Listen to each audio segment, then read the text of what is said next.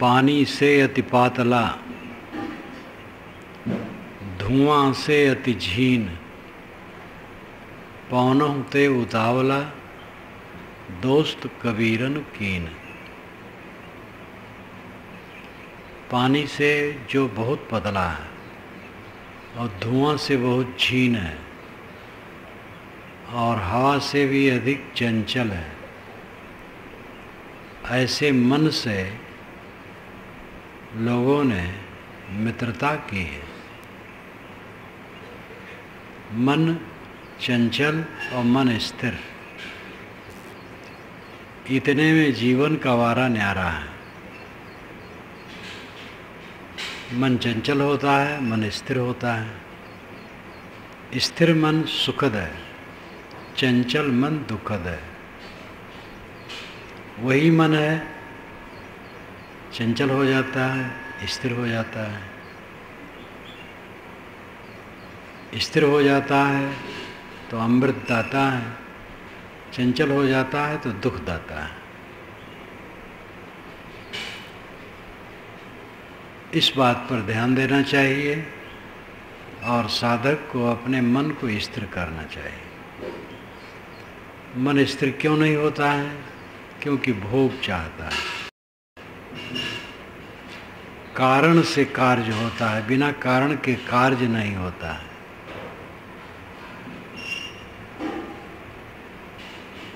कारण विद्यमान है तो कार्य होगा, कारण खत्म हो जाए तो कार्य नहीं होगा। भोग से चंचलता बढ़ती, भोग से हिंसा बढ़ती है। जो जितना भोगी होता है उतना हिंसक होता है, जो जितना त्यागी होता है उतना अहिंसक होता है। त्यागी अपने को मारता है, भोगी दूसरे को मारता है। डंडा लेके मारना, तलवार से मारना, बंदूक से मारना, ऐसा तो कभी कभी किसी से होता है। हर क्षण दूसरे को मारने की प्रवृत्ति मनुष्य में है। दूसरे की बुराई देखना, दूसरे की आलोचना करना, दूसरे की प्रतिक्रिया में पड़े रहना, दूसरे को दुखी देखने की चेष्टा रखना, ये मारना ही है। दूसरे के हक को मारना, दूसरे को बेवकूफ़ बना करके अपना उल्लू सीधा करना, ये सब हिंसा है। जो जितना त्यागी होगा उतना अहिंसक होगा, जो जितना भोगी होगा उतना हिंसक होगा। जिसे चाहिए तो दूसरे का हक मारेगा, जिसे नहीं चाहिए वो हक नहीं मारेगा। और जो आवश्यक चीज़ें हैं वो बिना चाहे आती हैं। काम करो, वैसे निकम्मे आदमी का भी गुजर होता है, आलसियों का भी गुजर होता है, लेकिन उचित नहीं, पाप है। आलसी नहीं होना चाहिए, अपनी श्रेणी में मेहनती होना चाहिए। मेहनत करें, चीज़ें अपने आप आएंगी, चाहने की आवश्यकता नहीं है। और फिर चीज़ों के विषय में कोई सीमा नहीं है।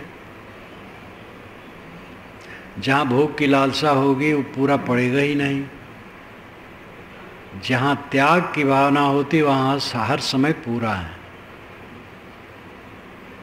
संत डायोनीज 2000 वर्ष पूर्व, करीब करीब 2500 वर्ष, महान सिकंदर के समय वो था उसके देश में, डायोनीज। तो एक दार्शनिक आया उससे मिलने के लिए, वो राजाश्रय प्राप्त था। तो डायोनीज उस समय भोजन कर रहा था। तो भोजन में क्या था? सूखी रोटी और मसूर की दाल। मसूर की दाल बढ़िया नहीं होती, अरहर की दाल बढ़िया होती है। फिर मूंग इत्यादि है। तो मसूर की दाल और सूखी रोटी खा रहा था। तो दार्शनिक हंसा और कहा, डायोनीज, तुम राजा के पास नहीं जाते हो, राजा से संपर्क नहीं रखते हो, तो ये मसूर की दाल और सूखी रोटी खाते हो। डायोनीज ने तुरंत कहा कि तुम अगर मसूर की दाल और सूखी रोटी खाने का अभ्यासी होते तो राजा के पास न जाते, जरूरत ही न पड़ती। कितना अंतर है। राजा से प्राप्त वाला व्यक्ति वो अपने को बहुत बड़ा मानता था, और राजा से प्राप्त रहेगा तो सुविधाएं रहेंगी। लेकिन सुविधा बड़ी चीज नहीं है, अंतर की ज्योत बड़ी चीज है। डायोनीज मस्त संत था। सिकंदर का पिता मर गया। सिकंदर का पिता जब किसी देश को जीत के आता था तब लोग खुशी मनाते थे और सिकंदर उदास हो जाता था। तो इस प्रकार वो कई बार देखा। तो एक बार उसने कहा कि बेटा सब खुश होते हैं तुम उदास क्यों होते हो? सिकंदर ने कहा सब आप ही जीत लेंगे तो मैं क्या जीतूंगा। इतना हौसला उसको था। संजोग था पिता मर गया, तो बिल्कुल जवानी, उठती जवानी में वो राजा बना और विश्व विजय के लिए निकलने की चेष्टा की। ईरान से खास उसको द्वेष था, क्योंकि ईरान ने कभी उस पर हमला किया था, उस पर विजय करना था। लेकिन उसके मन में हौसला था कि पूरे विश्व पर विजय करो, ये एक मृगतृष्णा मात्र है। तो डायोनीज से वो आशीर्वाद लेने गया था। डायोनीज तो एक फक्कड़ साधारण जगह में रहता था, पड़ा अकेले। तो ये गया और कहा अपनी बात, मैं विश्व विजय करने के लिए निकलना चाहता हूँ। तो कहा विश्व विजय करके क्या करोगे? कहे तब सुख से रहूँगा, जब विश्व विजय कर लूँगा तब सुख से रहूँगा। डायोनीज ने कहा मैं सुख से हूँ, आ जाओ मेरे पास। तो सिकंदर स्तब्ध रह गया। फिर सिकंदर ने कहा कि आप अपनी सेवा के लिए कुछ बताइए, मैं सेवा करूं। तो कहे तुम धूप लेके खड़े हो, हट जाओ, बस सेवा हो गई। ठंड का महीना था तो सूरज की तरफ वो खड़ा था। तो डायोनीज का धूप उसकी छाया में खो गई थी। तो कहा हट जाओ तुम, धूप मिले बस सेवा हो गई। जो मसूर की दाल और सूखी रोटी खाता है वो बादशाह से सेवा की क्या जरूरत है? तब जब सिकंदर वहाँ से चला तो मंत्रियों से कहा कि या तो मैं डायोनीज की तरह साधु बनूंगा और या तो चक्रवर्ती। दोनों नहीं बन पाया। चक्रवर्ती बनने की इच्छा है उसको, वो साधु बन पाएगा? वैसे ऐसे लोग साहसी होते, जिधर सिर्फ घुमा दें अपना मुख उधर ही वो विजयी होंगे। जो दुनिया के बड़े बड़े डाकू और लुटेरे थे, अगर वो साधु होते तो बहुत बड़े साधु होते, और दुनिया के जो बड़े बड़े साधु हैं वो लुटेरे होते तो बहुत बड़े लुटेरे होते। क्योंकि मनोबल होता है, वो जिस तरफ जाते हैं उसी तरफ बढ़ जाते हैं। शक्ति वही है, शक्ति जिधर लगा दिया जाए। सिकंदर अनेक देशों को रौंदता हुआ ईरान पर भी विजय करके भारत आ गया। भारत के पश्चिम और उत्तर क्षेत्र पर युद्ध किया। पुर नाम का राजा, उससे युद्ध किया। पुर को हारना पड़ा। सिकंदर बहुत कुशल था। घोड़े की सवारी, इधर हाथी की सवारी।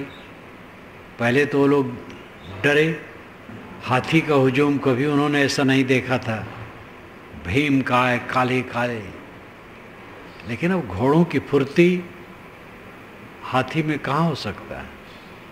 और फिर सिकंदर की कम उम्र होते हुए भी युद्ध कुशल, नीति कुशल, महासाहसी, जीने मरने का डर नहीं, पुर पर विजयी हो गया। फिर पुर को घाव लगा, खुद भी घाव लगा। सिकंदर ने अपना आदमी भेजा कि पुर को बुला लाओ। जब आदमी सामने आया तो पुर ने उसको तीर मार दिया, समझा ही मारने आ रहा है। तो सिकंदर ने दूसरा आदमी भेजा कि मैं बुला रहा हूँ, आ जाए। तो गया। सिकंदर ने कहा आपके साथ मैं क्या व्यवहार करूँ? तो उन्होंने कहा जैसे राजा राजा के साथ व्यवहार करता है। तो इसको सुन करके सिकंदर बहुत खुश हुआ कि पुर घबराया नहीं, हीन भावना से ग्रस्त नहीं हुआ। अंत में आप लोग सुने ही होंगे कि सिकंदर की सेना थक चुकी थी, तत्काल विजय भले हो गई थी, लेकिन आगे उसको आशा नहीं थी कि विशाल भारत पर हम विजय कर पाएंगे, और सब लौटने की चेष्टा कर लिए। एक बार तो ये भी हल्ला हो गया कि सिकंदर मारा गया। फिर तब सिकंदर घोड़े पर बैठ करके पूरी सेना की छावनी में भ्रमण किया, जिससे लोग समझें कि ऐसा नहीं हुआ। अंत में थक गए थे और उसको लौटना पड़ा। तो जितना उसने विजय किया था भारत का, लौटा दिया पुर को, लेकिन अपना सरदार रख दिया कुछ हिस्सों पर, लौट गया। रास्ते में भी उसकी शैतानियत सीधी यूनान नहीं गया, जहाँ देखो तहाँ लड़ता गया, बीच में मारा गया। तो सिकंदर जैसा साहसी था, योग्य था, उल्टा रास्ता चला। जिसके जीवन में युद्ध है उसके द्वारा राज व्यवस्था बढ़िया नहीं होती है, और जो युद्ध कम करता है, नहीं करता है, व्यवस्था अच्छी होती है। भारत का विकास हो रहा है, युद्ध में फंस जाए तो विकास रुक जाएगा, ह्रास शुरू हो जाएगा। तो मैं कह रहा था कि साहस, बल, मनोबल सबसे बड़ा बल है। शरीर दुबला पतला हो, मोटा हो, वो खास महत्व नहीं रखता। मन का बल होना चाहिए। वही मन हमें बांधता है, वही मन खोलता है। मन विवेक में बलवान है तो खोलता है, और अविवेक में डूबा है तो बांधता है। इसलिए अपने मन को संभालो।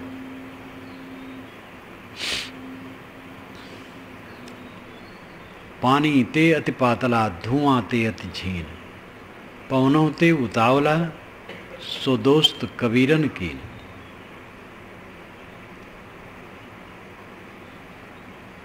इतना सूक्ष्म मन से लोगों ने दोस्ती की।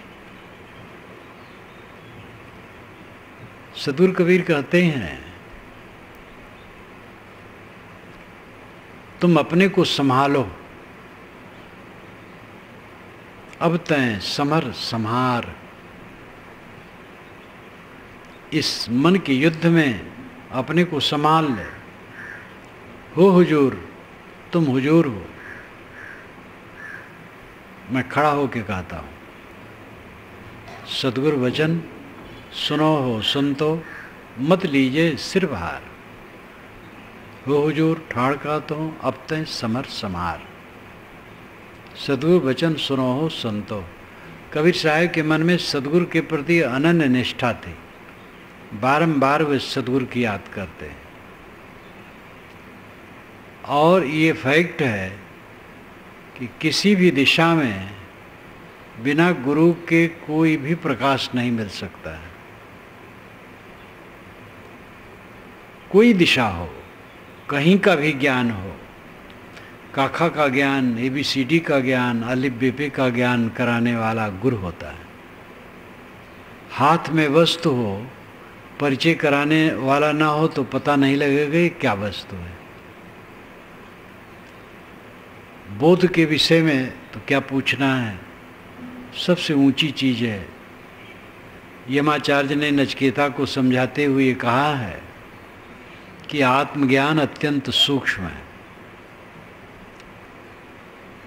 और यह ग्रहण करने वाला पात्र हो और देने वाला पक्का सद्गुरु हो, रहनी बोध संपन्न, जिसको वेदांत की भाषा में कहते हैं श्रोत्री और ब्रह्मनिष्ठ।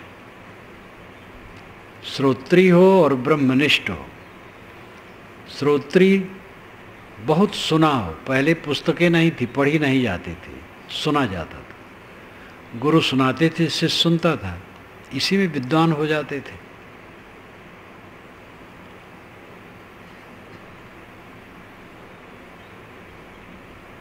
चंगेज खां पढ़ा लिखा नहीं था, अनेक देशों पर राज करता था। जवाहरलाल ने लिखा है कि आश्चर्य होता है, बिना पढ़े लिखे इतने देशों पर राज करता था। बुढ़ापा में वो जान पाया है पढ़ने लिखने जैसी बात, तो अपने आदमियों को लगाया है तुम लोग पढ़ो लिखो, अपना नहीं पढ़ा। और उसकी प्रवृत्ति गलत थी, मार काट की, वो अलग विषय है, लेकिन था वो भी मेधावी। बाबर की बात ऐसे ही है। खूंखार लोग जो हुए हैं उनमें बल था, मनोबल था। वही मनोबल अपने तरफ लौट आए तो क्या पूछना। सद्गुरु वचन सुनो हो संतो, ऐ संतो सद्गुरु के वचन सुनो और ग्रहण करो। मत लीजिए सिर भार, सिर पर बोझा मत उठाओ। ये मन का बोझा, मन की मान्यता, मन की अहंता ममता मत ला दो। अपने को जितना नंगा करते जाओगे उतनी शांति मिलेगी। नंगा कर दो, पूरा नंगा कर दो। ये कपड़े छोड़ करके नंगा करना नहीं, ये तो शरीर जब तक है पहनना चाहिए। विवेक से कपड़े को अलग कर दो, तुम कपड़े नहीं हो, फिर चाम नहीं हो, फिर मांस नहीं हो, रक्त नहीं हो, हड्डी नहीं हो, टट्टी पेशाब नहीं हो, मन बुद्धि प्राण नहीं हो, तुम शुद्ध चेतन हो। शुद्ध चेतन हो तो देह नहीं हो, तो माँ बाप नहीं हो, पुत्र नहीं हो, पिता नहीं हो, गुरु नहीं हो, शिष्य नहीं हो, साला नहीं हो, जीजा नहीं हो, धनी नहीं हो, निर्धन नहीं हो, शूद्र नहीं, ब्राह्मण नहीं, हिंदू नहीं, मुसलमान नहीं। तमाम रोग लगा है, तमाम चेहरे चिपके हैं, नकली नकली। इसलिए हमारा असली चेहरा छिपा है। इस सारे चेहरे को फाड़ करके फेंक दो। मत लीजिए सिर भार। साधना यही है, धुनना। धुनिया रुई को धुनता है, तो बड़ी बड़ी मशीनें हैं धुनने की। धुनी हुई रुई मैंने एक कारखाने में देखी जहाँ सूत बनाया जा रहा था। वो मैनेजर ने बुलाया और मेरा कार्यक्रम था पास में, बड़ा कारखाना था सूत बनाने का। तो हाथ से धुनी हुई रुई तो अनेक बार देखा था, लेकिन मशीन से धुनी हुई रुई क्या पूछना। रेसे रेसे अलग। कहे महाराज इसमें कुछ ज़रूरत हो तो ले जाएं। मैंने कहा मैं क्या करूँगा। धुनी हुई रुई काफ़ी स्वच्छ कोमल, धुना हुआ मन निर्मल स्वच्छ कोमल। मन को धुनो।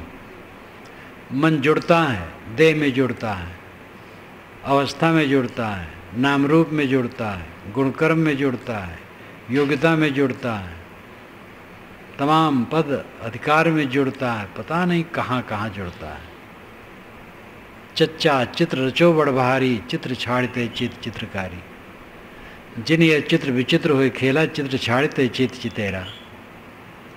चाक्षर से सद्गुरु उपदेश करते हैं कि इस चैतन्य ने बहुत भारी चित्र रचा है। चित्रों को छोड़ के चेत जा, बार वे जगाते हैं। नकली चित्रों में हम फंस गए। एक चित्र दीवार पर चिपका हो और उसके ऊपर हजारों चित्र चिपक गए हों, तो असली चित्र का कहाँ पता होगा? वो हजारों चित्र जब हटाए जाएं, तब असली चित्र का पता लगेगा। हमारे चेतन चित्र पर नकली चित्र बहुत चिपक गए हैं, और उन्हीं का रात दिन जप है। शरीर उसका आधार है, मुख्य। शरीर की अवस्थाएं बदलती हैं और गुण कर्म स्वभाव, उपलब्धियां, पद, अधिकार, ये सब बहुत चीज़ें उससे जुड़ जाती हैं, और उसी में अपने को हम जोड़ते रहते हैं, अपने को नंगा नहीं कर पाते। अकेले में बैठो, विवेक करो, शरीर में नहीं हूँ, प्राण में नहीं हूँ, मन बुद्धि में नहीं हूँ, योग्यता में नहीं हूँ। मेरी योग्यता है, काव्य की योग्यता है, लेखन की योग्यता है, कला की योग्यता है, व्यवसाय की योग्यता है, राजनीति की योग्यता है, कानून की योग्यता है। ये नकली है, औपाधिक है, क्षणिक है।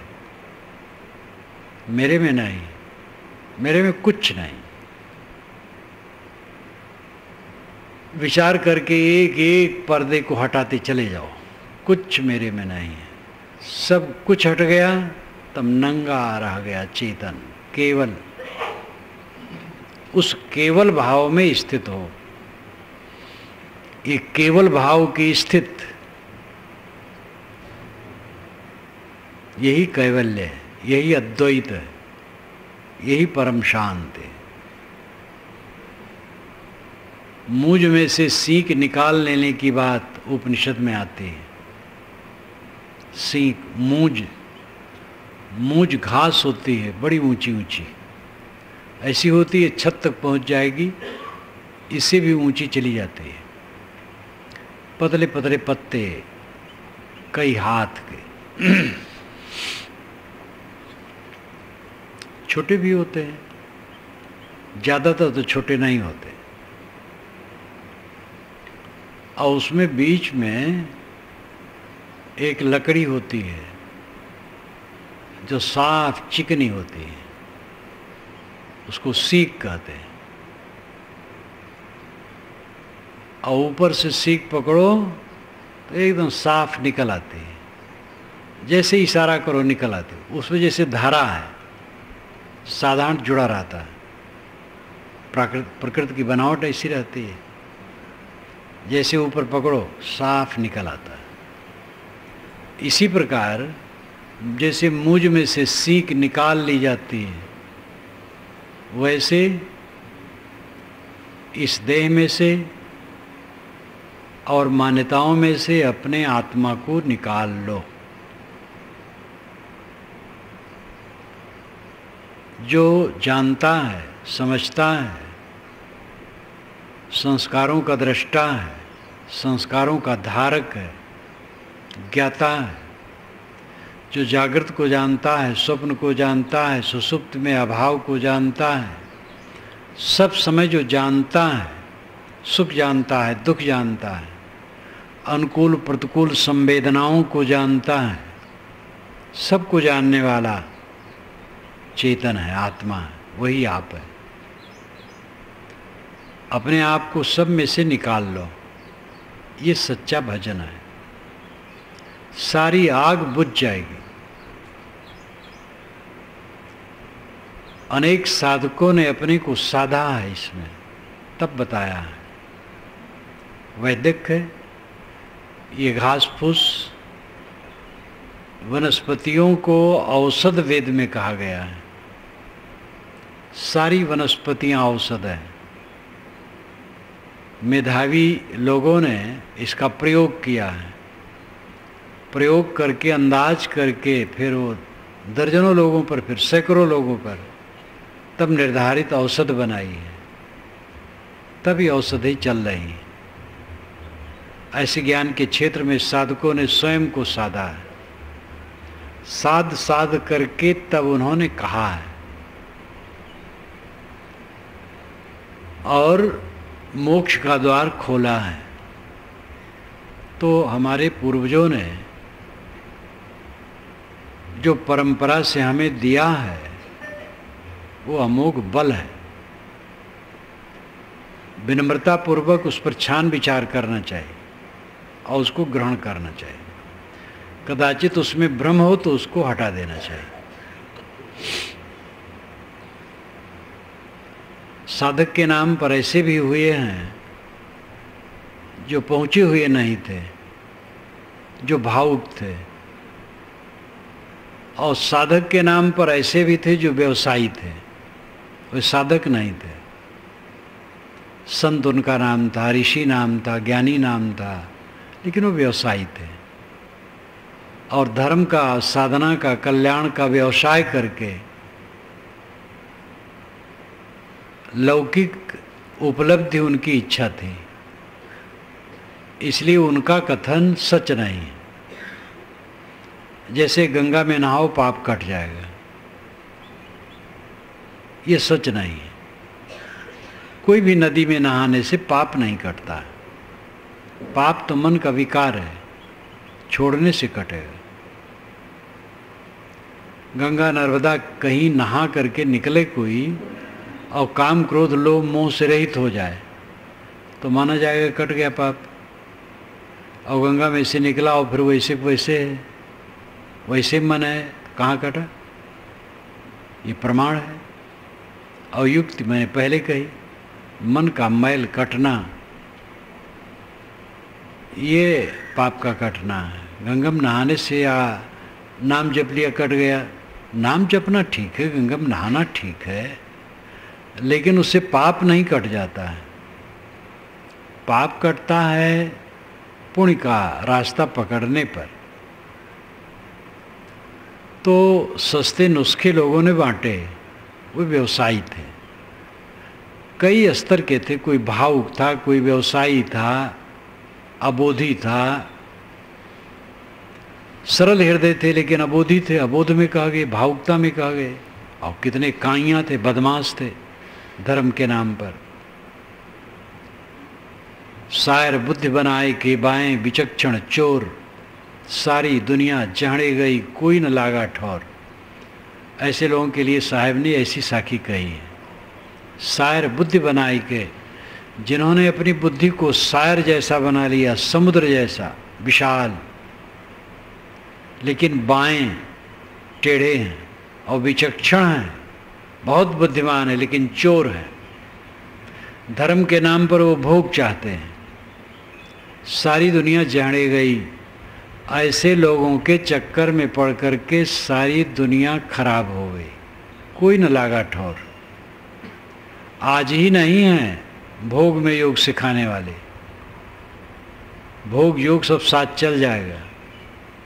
संभोग में समाधि बताने वाले आज ही नहीं, पहले भी थे।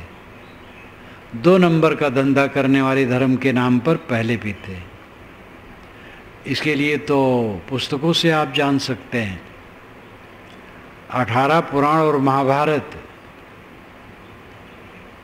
इनमें से छांटा जाए तो 40,000 श्लोक ऐसे मिलेंगे जो चमत्कारी हैं, जिसको पढ़ करके आदमी भटक जाएगा। गायत्री का जप सारे पापों का नाशक है। गुरु पत्नी के साथ अत्याचार किया हो, ब्रह्म हत्या किया हो, गो हत्या किया हो, भयंकर से भयंकर पाप किया हो, गायत्री जप लेने सब कट जाता है। आज ऐसे गुरु हैं जिनके पास रिजर्व मंत्र है। हत्या के लिए ये मंत्र है, हत्या किए हो तो ये मंत्र पढ़ो, कट जाएगा पाप। व्यभिचार किए हो तो ये मंत्र से कट जाएगा। बाकायदे उनके पास मंत्र हैं, ले लो, काम बन जाएगा। हरी झंडी पहले वालों ने दिखा दी है तो पीछे वाले दलालों को सहज ही मिल जाता है। आज ही गलत नहीं है, पहले भी गलत थे। लोगों की गलत धारणा है कि पहले सब अच्छा था, आज खराब है, आगे और खराब आएगा। अच्छे बुरे पहले भी थे, आज भी हैं, आगे भी रहेंगे। आज का ज़माना बहुत बढ़िया है, कितना विज्ञान युग, कितनी बातें सरल हो गई हैं। इसमें खतरे भी हैं, उसको क्या करेंगे, हैं सो हैं। अच्छे बुरे लोग आज हैं, पहले भी थे। नदी चलती है तो कहीं काटती है, कहीं पाटती है, उसका स्वभाव है। जिस तरफ मुड़ जाएगी काट देगी, दूसरी तरफ पाट देगी बालू। अभी पीछे वर्षों में 2-3 वर्षों के पूर्व इलाहाबाद में बड़ी चिंता थी कि पूरब तरफ से गंगा काट रही है, एकदम शहर के किनारे बह रही है। अब वहाँ से हट गई, अब की बार अर्धकुंभी में वहाँ से काफ़ी हट गई। अब उसकी धारा है, उसको आदमी बदल भी नहीं सकता है, और किसी धारा को बदलने के लिए फिर बहुत खर्च है, खरबों खर्च है, तो उसको कहाँ तक कोई करता रहेगा। नदी चलती है तो किसी तरफ काटती है, किसी तरफ पाटती है। दुनिया की सारी संस्कृत सभ्यताएं चलती हैं, उसमें गुणदोष होते हैं।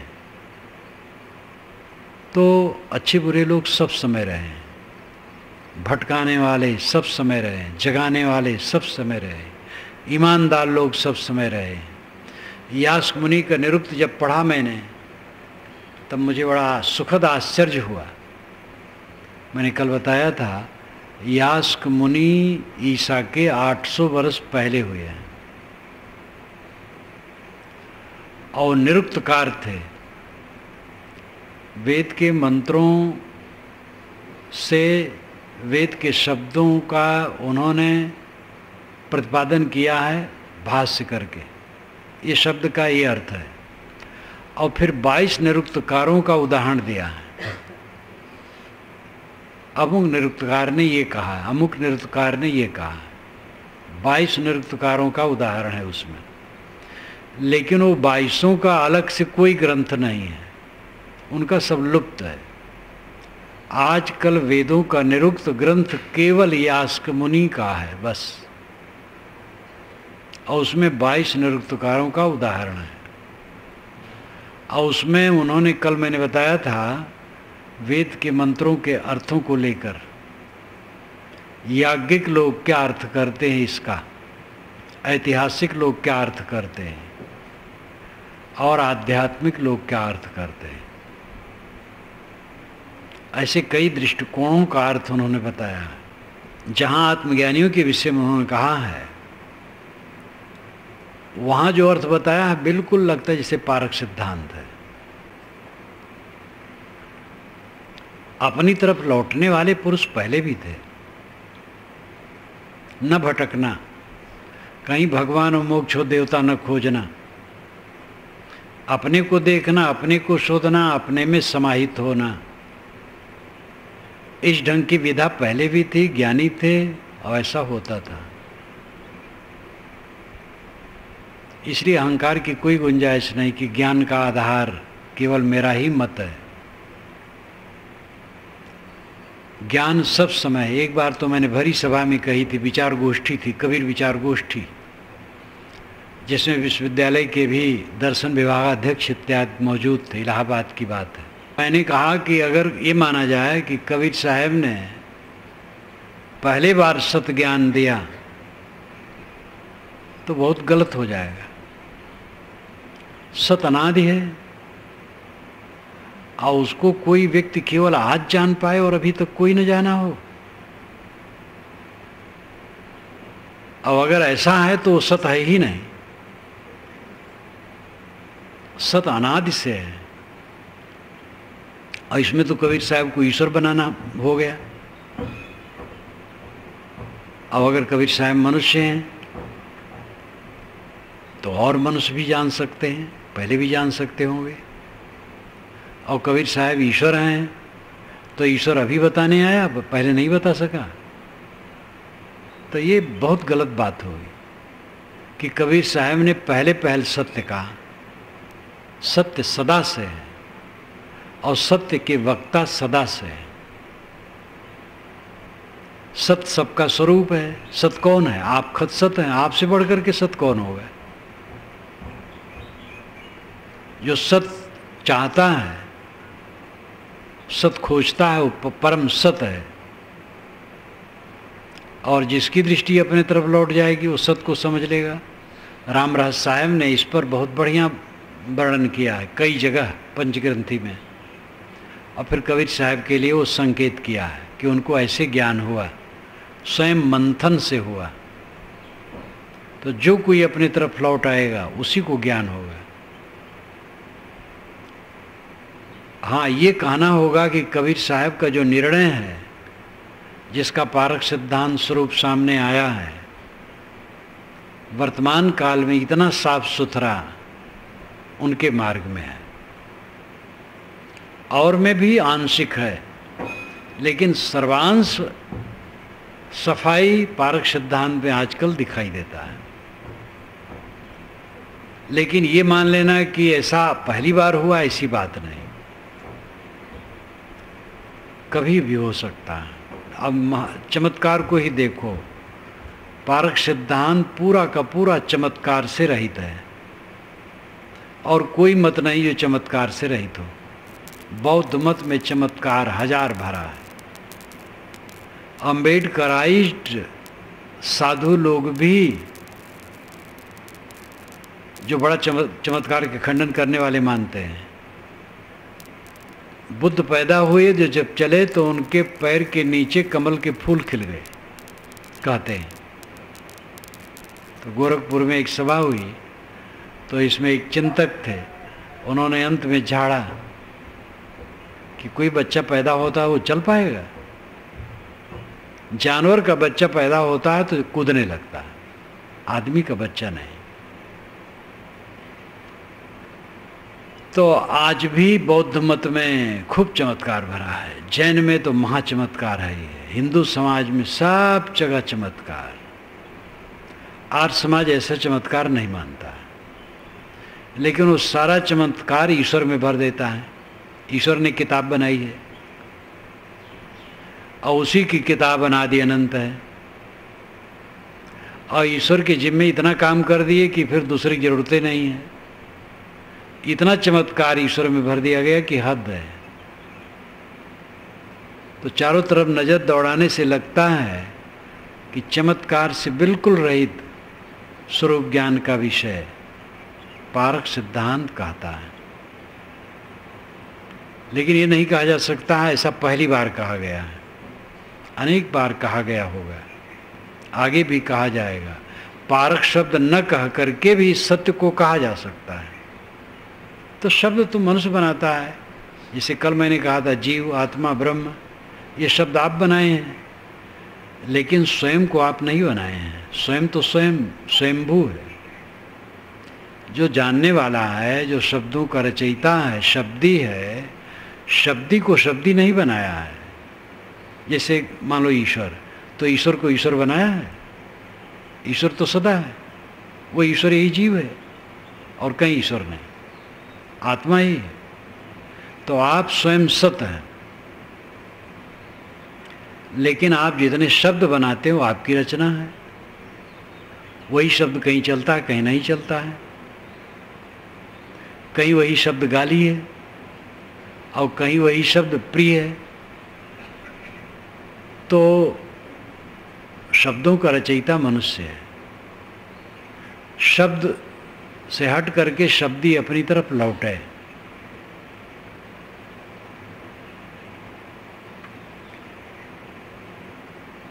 तो साहब कहते हैं, सदगुरु वचन सुनो संतो, मत लीजिए सिर भार। ऐ संतो, संतों से मतलब हम लोगों के कपड़े वाले नहीं। संतों से मतलब जो सत्य को चाहे वो सब संत। श्रोता मात्र संत है, इसलिए पूर्ण साहब ने अर्थ भी किया, संतों कहिए श्रोता, संतो शांत स्वरूप, संतों कहिए जीव को निर्वारित निज रूप। इतना उदार संत की परिभाषा। श्रोता संत है, जीव श्रोता है, जीव संत है। संत सत शब्द से बना है, इसलिए संस्कृत में जहाँ संत संति इत्यादि आता है वहाँ होने का, अस्तित्व का अर्थ होता है, महात्मा का नहीं। पाली भाषा में भी है, लेकिन धम्मपदम में संत शब्द महात्मा के लिए आया है, सत्य के लिए भी आया है, महात्मा के लिए भी आया है, मैंने उसमें लिखा है। और इसलिए जो कुछ लोग ये मानते हैं कि ईसाई संत को सेंट कहते रहे और वे भारत में जब आए तब संत शब्द प्रचलित हुआ। तो दक्षिणी भारत में पहले प्रचलित हुआ, तो संस्कृत के पंडितों ने व्यंग में संत कहा। अगर कहीं संत कहा तो व्यंग किया, ईसाई मत के सेंट को उसी से नकल करके हिंदुओं ने संत कहना शुरू किया। तो संस्कृत के पंडितों ने व्यंग किया संत। आचार्य लोग अपने को संत नहीं कहते हैं, आचार्य परंपरा अलग है, संत परंपरा अलग है। अभी मैं नडियाद में था तो वहाँ के महंत जी से बातचीत हो रही थी, तो उन्होंने कहा कि जब मैं शंकराचार्यों को कहा कि आप लोग जात पात छुआछूत कैसे मानते हैं और ऐसा करना चाहिए, तो एक ने कहा देखिए आप संत परंपरा के, हम आचार्य परंपरा के हैं, तो दोनों में भेद है। तो इन्होंने कहा तो फिर आज के अनुसार विचार कीजिए आप लोग आचार्य परंपरा वाले। वे उदार विचार के हैं नडियाद के महंत जी, मानो को मानो समझना चाहिए। तो इस प्रकार एक धारणा लोगों में है, लेकिन ये धारणा दूषित है। धम्मपदम की जो गाथा है ये ईसा के जन्म के पहले की है। ईसा जब जन्मे हैं उसके कुछ समय पहले ये बन गया है। ईसा के जन्म के 100 वर्ष 50 वर्ष पूर्व तक तो बन गया होगा, उसी समय त्रिपिटक लिखा गया है। तो ईसा के जन्म के पहले संत शब्द धम्मपदम में आया है, और संत के लिए है। जहाँ सत्ता के लिए वहाँ मैंने सत्तार्थ किया है, लेकिन वहाँ संत के लिए है। दूसरे अर्थकार भी उसको संत ही मानते, महात्मा ही मानते हैं। एक बात ये भी आप लोग ध्यान दें कि संत शब्द ईसाइयों से लिया गया है, जो लोग कहते हैं वो भ्रम में है। संत शब्द संस्कृत साहित्य में भी संत शब्द आया है। तो सदुर वचन सुनो हो संतो, मत लीजिए सिरभार, सिर पर बोझा न लो। ये थोड़ा थोड़ा संकेत जो साहब का है इतना मार्मिक है कि उसके महर्मी उसको जानेंगे। भार न लो, इतना भार कहना बहुत हो गया। मत लीजिए सिर भार। सिर भार क्या है? आंगता ममता करना, किसी भी जड़ पदार्थ में अपने को जोड़ देना, बोझा लेना। मैं देह हूँ, मेरा नाम है, मेरा रूप है, मेरा गुण स्वभाव है, मैं विद्वान हूँ, मैं धनवान हूँ, मैं गरीब हूँ, मैं हीन हूँ, मैं महान हूँ। ये सब जोड़ते हैं हम अपने अपने नाम रूप में, अपने को नाम रूप में जोड़ते हैं, ये बोझा लेते हैं। ये सब में कुछ नहीं, शुद्ध चेतन, सब बोझा उतर गया। हो हुजूर, ठाड़ कहता हूँ। साहब कहते तुम हुजूर हो, मैं खड़ा होके कहता हूँ। इस प्रकार गुरु होना चाहिए, जो शिष्य को कहे कि तू हुजूर है। हुजूर स्वामी सरकार, हम लोग जब पढ़ते थे, अंग्रेज गवर्नमेंट की ज़माने की बात है, तब मास्टर जब बैठता था तो हाजिरी लेता था, रजिस्टर सामने रखता था, नाम लेता था, केशव। तो लड़का बोलता था हाजिर हुजूर, हाजिर जनाब कोई कहता था, कोई हाजिर हुजूर। माधो हाजिर हुजूर, साधो हाजिर हुजूर, कोई कहे हाजिर जनाब। अब बदल गया है। जब से हिंदी भाषा हुई, भारत आज़ाद हुआ, तो हिंदीकरण हुआ। तो हुजूर मालिक श्रेष्ठ महान हो, हुजूर तुम हुजूर हो, मालिक हो, महान हो, श्रेष्ठ हो, तुम क्यों अपने को तुच्छ मानते हो? अब तय समर संहार, समर में अपने को संभाल ले, युद्ध में अपने को संभाल ले। युद्ध लगा है मनोविकारों का, उससे अपने को संभाल लो। अपने मनोविकारों को मारो, भीतर लड़ो, बाहर नहीं। बाहर किसी से न लड़ो, बाहर सिर झुका के चलो। सिर झुका के चलोगे विजयी रहोगे सर्वत्र, ये समझ लो। लड़ोगे तो विजयी नहीं रहोगे।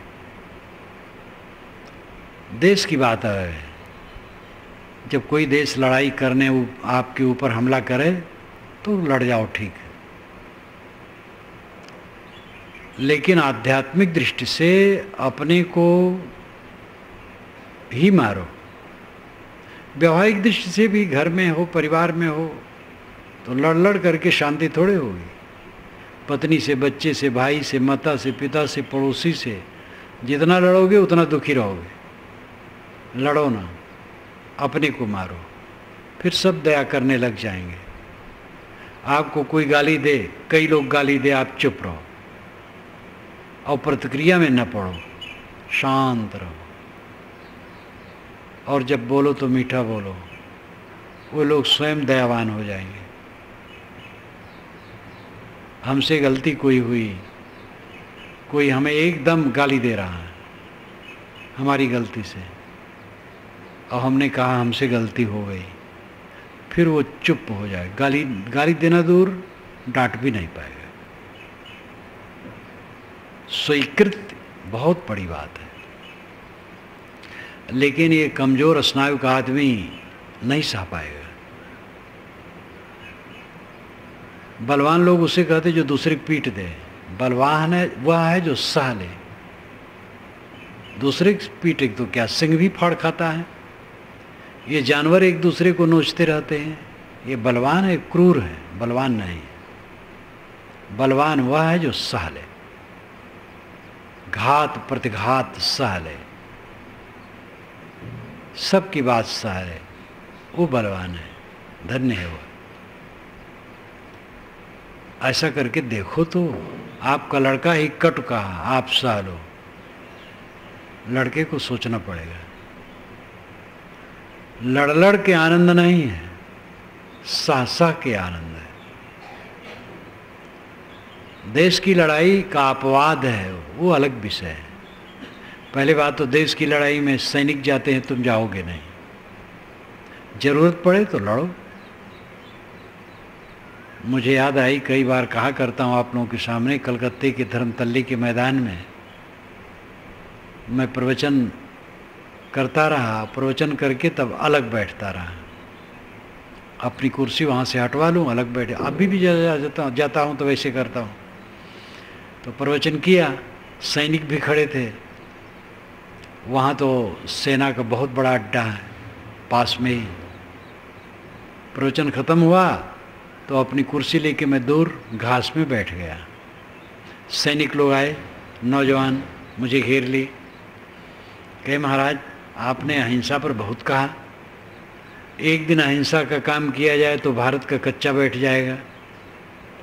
मैंने कहा एक दिन हिंसा करना चाहोगे तो अपनी पत्नी को ही गोली मार दोगे, और जो आपस में खड़े हो एक दूसरे को गोली मारोगे।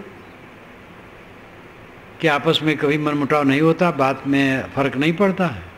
और आप लोगों के हाथ में तो गोली बंदूक है, तो एक दूसरे को मारोगे, हिंसा करोगे? अहिंसा की जरूरत हर जगह है। आप लोग भर्ती हुए इस सेना में, और आप लोगों में करीब करीब 99% लोग सेवा मुक्त हो जाते, किसी पर गोली चलाने का अवसर नहीं पड़ता है। तो गोली चलाने की जब जरूरत पड़ेगी तब मुझे भी कहिए कि मुझे भी एक बंदूक दीजिएगा, मैं आप लोगों के साथ चलूँगा लड़ने के लिए, देश के लिए। लेकिन हर जगह जो लड़ाई कर रहे हैं वो बंद करें, बीवी से, बच्चों से, घर से, मित्र से। तो सब हंसने लगे कि महाराज आपने व्याख्या कर दी, अब समझ में आ गया। अहिंसा की जरूरत हर समय है। लड़ाई में तो जिसको हम मारते उसके लिए बैर भी नहीं रहता है, वहाँ तो एक अंधा काम है और आज काज के लिए करना पड़ता है। जो हमला करते हैं वो तो महापापी हैं, लेकिन जो हमला से अपने को बचाते हैं उनको पापी तो हम नहीं कह सकते हैं, आत्मरक्षा है। तो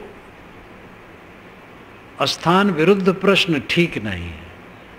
शाकाहार पर बोल रहे थे, एक ने कहा अगर टुंड्रा टैगा में हूँ तो टुंड्रा टैगा पृथ्वी का उत्तरी क्षेत्र जहाँ पर ठंडी 6-6 महीने का रात दिन खाने पीने की चीज़ वस्तु मिलती नहीं है, तो वहाँ लोग जानवर मार के खाते हैं, जो बर्फ़ों में मछलियाँ होती हैं। तो मैं तो भारत में बोल रहा हूँ, टुंड्रा टैगा में थोड़े बोल रहा हूँ। वैसे एडोल्फ जस्ट ने तो रिटर्न टू नेचर में लिखा है कि ईश्वर ने दुनिया बनाई तो टुंड्रा टैगा वालों के लिए भी अहिंसा का रास्ता है, वो तो और समाधान करने की चेष्टा की है। तो लोग अनवस्थान प्रश्न करते हैं, अपने को मारो, शांति चाहो, सुख चाहो, अपने को मारो, या आपा को डार दी दया करे सबको। हो हुजूर ठाड़ कहता हूँ, अब तक समर संहार, समर में संहार, समर इन युद्ध, संहार संभालना। मनोविकारों के युद्ध में अपने को संभाल लो, हारो मत, लड़ो। जो अपने से लड़ता हो दूसरे से नहीं लड़ता है, जो अपने को मारता हो दूसरे को नहीं मारता है, जो अपने को धिक्कारता हो दूसरे को नहीं धिक्कारता है, जो अपने अहंकार को कुचलता है वो दूसरे को नहीं कुचलता है, वो अमृत हो जाता है। यही रास्ता है। ये रास्ता एक मत का नहीं है, ये रास्ता सार्वभौमिक है और दुनिया के समस्त संतों का इस पर हस्ताक्षर है। कोई भी मत हो, मत तो बनते बिगड़ते रहते हैं, दुनिया के समस्त संतों का हस्ताक्षर इस पर है। कल्याण का रास्ता आत्मशोधन है, आत्मर्दन है। आत्मर्दन का मतलब दूसरा भी हो जाएगा, अपने को हीन समझ करके अपने ही कुचल देना, ये नहीं। आत्मर्दन का अर्थ हो जाएगा अपने मन इंद्रियों का मर्दन, चेतन आत्मा का नहीं।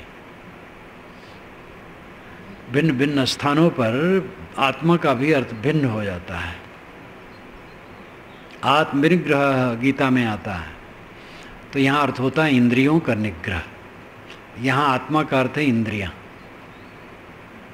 आत्मा का अर्थ मन भी होता है और आत्मा का अर्थ चेतन भी होता है। ज़्यादातर आत्मा का अर्थ चेतन होता है, स्वसत्ता। लेकिन इन निकट की वस्तुओं को जो शरीर में हैं उनको भी आत्मा समय समय से कहा जाता है। आत्म विजय का अर्थ ही होता है मन इंद्रियों पर विजय। साहब कहते हैं सदगुरु वचन सुनो हो संतो, मत लीजिए सिर भार। सदगुरु का वचन ऐ संतो ऐ श्रोताओं सुनो, बोझा ना लो, न्यूट्रल कर दो अपने को, निष्पक्ष, अकेला, केवल तुम शुद्ध चेतन हो, तुम्हारे में कोई विकार, कोई प्रपंच नहीं है, प्रपंच शून्य हो। तथागत बुद्ध ने कहा है जो शून्य को देखता हो निर्वाण को देखता है। तो देखने वाला शून्य थोड़े है, शून्य जाने शून्य न हुई। पूर्ण साहब ने कहा, बुद्ध ने नहीं कहा कि तुम शून्य हो, उन्होंने कहा जो शून्य को देखता है, जो देखेगा वो शून्य कैसे होगा? शून्य को देख रहा है, स्वयं शून्य नहीं है। शून्य को जो देखता है वो निर्वाण को देखता है। शरीर हमारा शून्य हो जाएगा तो क्या रहेगा हमारा? इस शून्य को जो देखता है, सारी उपलब्धियों को शून्य में देखता है, वो निर्वाण को देखता है। जो अपने शरीर के अंत को देखता है वो निर्वाण को देखता है। इसलिए अपनी अहंता ममता को मारो, मन पर विजयी हो, मन के दृष्टा रहो, और जहाँ रहो तहाँ मन को देखते रहो। अहंकार जितना मरेगा मन उतना शीतल होगा, और जितना अहंकार जागेगा मन गर्म रहेगा और जलाएगा। इस भेद को समझें और मन को वश में करें। स्वरूपम वज्राहम अमराहम अखंडम अनूपम अहम शुद्ध चैतन्य ज्ञान स्वरूपम वज्राहम अमराहम अखंडम अनूपम अहम शुद्ध चैतन्य ज्ञान स्वरूपम वज्राहम अमराहम अखंडम अनूपम अहम शुद्ध चैतन्य ज्ञान स्वरूपम वज्राहम अमराहम अखंडम अनूपम अहम शुद्ध चैतन्य ज्ञान स्वरूपम वज्राहम अमराहम अखंडम अनूपम